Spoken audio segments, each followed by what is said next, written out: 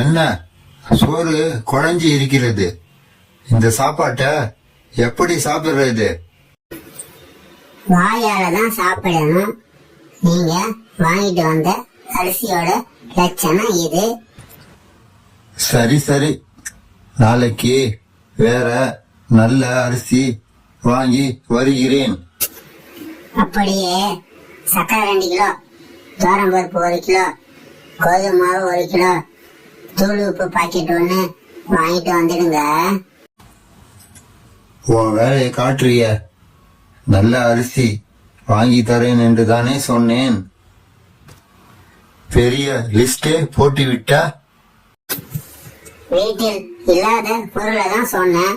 நான் என்ன எங்க அம்மா வீட்டுக்கு கொடுக்கவா கேட்டா? சரி போதும், ஆரம்பிக்காத உன் கதைய.